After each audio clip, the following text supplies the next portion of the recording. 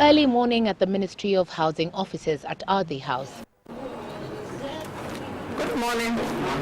And a woman who describes her walk as, quote, well coordinated, makes her way through to another hectic day at the office. Good morning. But for this assistant minister in the Ministry of Housing, no amount of challenge is too big for her. She is, after all, a woman who describes her entire life as being about one challenge after another. Our life was full of poverty. Poverty every day.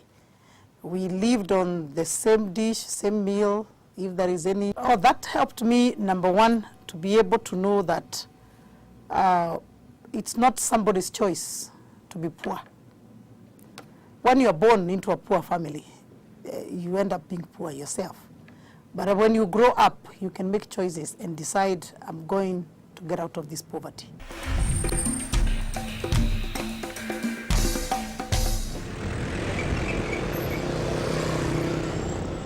It is only from the ever-busy Haile Selassie Avenue that the story of Bishop Margaret Njeri can best be told, from within the confines of the one place she considers her second home, the Jesus is Alive Ministry Church. My first ordination as a reverend. Letting me in on earlier times in a transition that few people have lived to tell. I was born here in Nairobi. I was brought up by a single mother, my mother. Not that we didn't have a dad. The dad was there, but he was absent. My mother used to work as a domestic worker for the Wazungus then. You know, during the colonial days, if you get a job as a domestic worker, must be very lucky. So she was one of those that were lucky enough to get a job as a domestic worker. And she brought us up, hiding us at the servant quarters. But we grew up, and here we are. As the third born in such a humble family, her dreams of a good education were a distant one, and for a while she accepted the situation until that one incident one afternoon in their backyard, she says, forced her to think twice about her life. I had that one instance in my mother's place where she used to work. Behind there, the servant quarters, we used to have trees of avocados. Now, every time we used to eat avocados, January, December. I mean, I don't know whether these avocados had seasons or they were just growing throughout. And one day I came and it was the usuals, githeri and avocado spilled on top.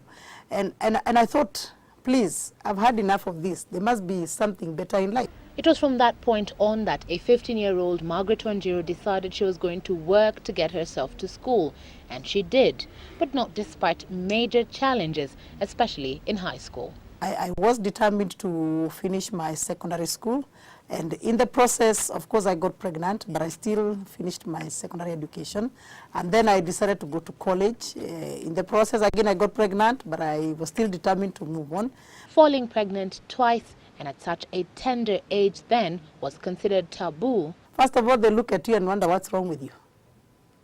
You are at the prime of life where you are about to do your exams, you're about to finish your school, your secondary education. You should be focusing on the education, but here you are, you have other issues you are dealing with. But Margaret Njeri was determined not to let any of it get in the way of her dreams. Yes, so now here I am with a baby. I'm out of school. I need to feed this child. And I need some shelter. Of course, now my mom cannot accommodate all of us now, plus another child. So I need to find a place to stay. I need to find food. And that's how I ended up as somebody's house girl somewhere. And I was working at that place as a house girl, being given shelter, being given food, very little money. And stayed for a while. I did a very good job, I must say. I turned around that house. I did a very good job for that lady. But then somewhere along the line, I was thrown out because, again, I was expectant. So when she realized I'm expectant, she said I was okay with one child. But now with the two, I can't. So she threw me out, and that's how I ended up on the streets. I started selling earrings. As I'm selling the earrings, somebody opened the window of the car and said, what are you doing on the streets? You're such a young girl. And I said, I have a baby, and here is another one on the way. I have to take care of myself and my children. That's why I'm selling earrings. And he gave me a business card and said, look for me, that factory. Do you want a job as a toilet cleaner? I said, anything. I mean, can you clean anything just to make a living? Yeah. And I ended up in industrial area, got a job as a toilet cleaner, and that's how life now turned around for me. Now, for me, that was a breakthrough. From then on, she became an office cleaner a car cleaner, organized files, anything to get by. And in the meantime, I went to college. And by the time I graduated, I had already gotten myself a job in the sales department.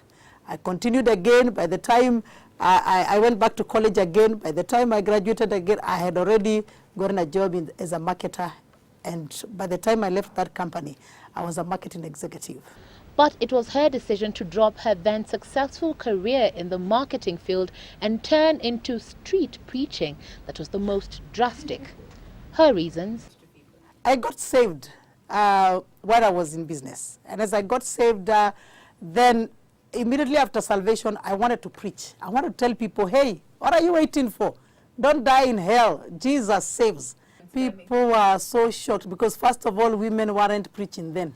And so she preached. And from a few passers-by and curious onlookers, she created a following and ultimately a church. The church on the streets became too huge and we needed to move. We were in trouble with the police and the city council and the banks around Aga Khan Walk. They just wanted us out of there. But I wouldn't hear because for me, I succeeded on the streets. I just wanted to stay. Bishop, your journey to the top hasn't been without its controversies. Let's begin with the most sensitive and controversial one that revolved around the late James Kamangu. It did not affect us. I mean, it's just made a wedding to be cancelled, that's all. We just ended up with no wedding. But life continued. We moved on. Yeah. Life was never the same for her again with the public limelight on her, but she says she bore through it all. It doesn't get into me. You will not find me somewhere sad, stressed, sorrowful. No, I'm a very prayerful person. I sing, I praise. I'm a very jolly person. So you don't find me somewhere mourning, crying. No, not me. I live my life. And so where did the whole fiasco leave the Starehe Member of Parliament? And I thank God that the wedding never took place. So maybe that's just all. I'm still single. I bless the Lord. Yeah. Maybe this time a Kenyan will come around. Yeah. The Housing Assistant Minister prefers not to talk about an audit report linking her to the fraudulent allocation of housing units through the National Housing Corporation, saying investigations are ongoing, but says she maintains her integrity as a leader. How is it for you, juggling all the aspects of your life? You're an evangelist, a bishop, you're a mother, you're a leader. How is it? First of all, I consider being a mother a blessing. And that is my strength. My strength is, even in the leadership I have today, my strength is being a mother. Even in the church, people see me as a mother. In the politics, people see me as a mother. The motherhood has worked tremendously for me. Oh, now this is the Bishop Margaret. And so the bishop, who regularly goes to the gym and enjoys singing, reading and socializing, continues to make her mark as a leader and says she looks forward to being part of that leadership that will eliminate poverty in the country. Evelyn Omboi for Newsmakers.